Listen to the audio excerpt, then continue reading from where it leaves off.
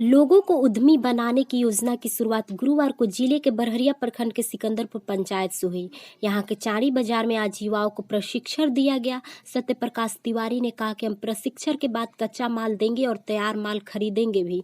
इस प्रकार युवा उद्यमी बनेंगे और दूसरों को रोजगार देंगे। दरअसल चाणी बाजार में इलेक्ट्रॉनिक्स क्लस्टर की स्थापना के क्रम में आज लोन मेला सह में एक दिवसीय असेंबलिंग का कार्यशाला का काम बहुत आयोजन ज़्यादा किया है। गया। ज़्यादा जो अगर बिहार की हम बात करें तो ये अच्छी खासी जनसंख्या वाला क्षेत्र है, और यूपी और बिहार और यहाँ से अगर देखा जाए तो नॉर्थ ईस्ट स्टेट्स में कहीं पर भी इलेक्ट्रॉनिक इंडस्ट्री डेवलप नहीं है। तो अगर मैं केवल इन्हीं क्षेत्रों की जनसंख्या को लेते हुए एक मार्केट की बात करूँ तो ये खुला मार्केट है किसी भी इलेक्ट्रॉनिक इंडस्ट्री के लिए।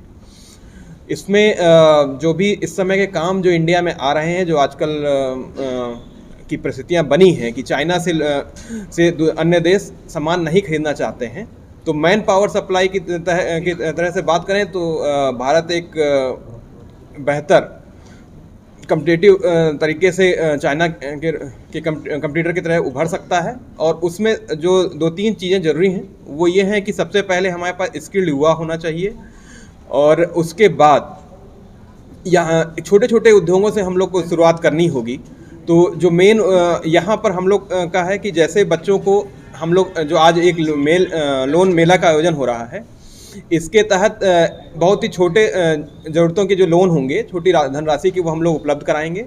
फिर जो कंपनीज हमारे साथ जुड़ रही हैं वो बच्चों को रॉ मटेरियल उपलब्ध कराएंगी असेंबलिंग के लिए, और जिस तरह की असेंबली होगी उसकी हम लोग एक निःशुल्क ट्रेनिंग देंगे बच्चों को।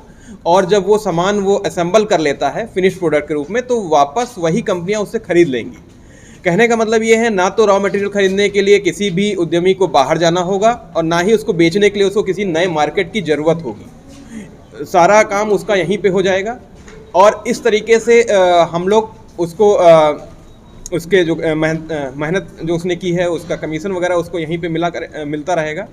अगर हम लोग मोटे तौर पे देखें तो यहाँ पर कोई भी नया उद्यमी बड़े आराम से महीने में 2.5 लाख तक का काम कर पाएगा, जिसमें उसके मासिक रूप से 20-25 हज़ार की आमदनी सुनिश्चित हो जाएगी। तो धीमे धीमे ही सही, इससे हम समझ सकते हैं कि बिहार आगे बढ़ेगा। इस तरह के जो भी इलेक्ट्रॉनिक क्लस्टर हैं वो चूँकि इसमें रूरल इलाके से, सीवान जैसे ज़िले से शुरुआत करने का हमारा यही उद्देश्य है कि शहरों में अपॉर्चुनिटीज़ हैं लेकिन गांव का युवा अभी इन सब चीज़ों से वंचित है। तो ये बहुत ही छोटे लेवल पे जब हम गाँवों में ये सब शुरुआत करेंगे तो गाँवों में इंफ्रास्ट्रक्चर का विकास होगा और रोजगार के साधन उपलब्ध होंगे। धन्यवाद। से हूँ और सन 1955 से लगातार हम लोग स्मॉल स्केल इंडस्ट्री के लिए काम करते हुए आ रहे हैं। जो आज का जो ये पर्पस एक अच्छे दिन के तौर पे हम लोग देख रहे हैं, अर्जुन फाउंडेशन जो ऑर्गेनाइज किए हैं कि कैसे लोगों को एक सेल्फ सस्टेनेबल मॉडल के तहत हम आगे बढ़ा सकते हैं, स्किल्ड कर सकते हैं। क्योंकि रोज़गार की संभावनाएं जहां तक कही जाए कि नौकरी तो सभी को संभव नहीं है, लेकिन उसको हम स्किल्ड ज़रूर कर सकते हैं, जो अपने पैरों पे खड़े होकर के वो अपने काम को आगे अपने काम को कर सकते हैं।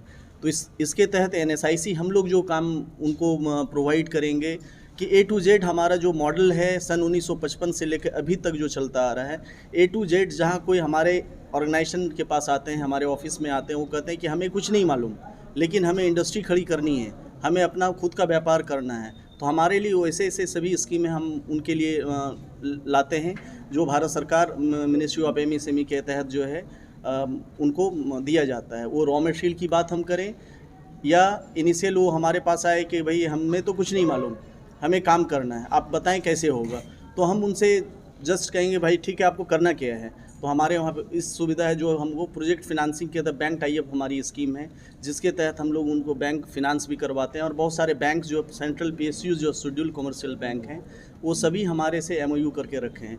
तो वहाँ पे एक इजी प्रोसेसिंग है कि हम किसी को फिनांस में कहीं कोई तकलीफ़ें नहीं होंगी।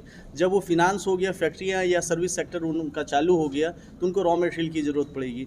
तो रॉ मटेरियल भी हम लोग प्रोवाइड करते हैं, वो अलग अलग सेगमेंट में, जैसे कि आयरन स्टील है, एल्युमिनियम है, कॉपर है, पॉलीमर है, अदर देन इसके बहुत सारे जो है प्रोडक्ट हमारे हैं जो स्मॉल स्केल इंडस्ट्री कंज्यूम करती है अपने प्रोडक्ट को मैन्युफैक्चर करने में।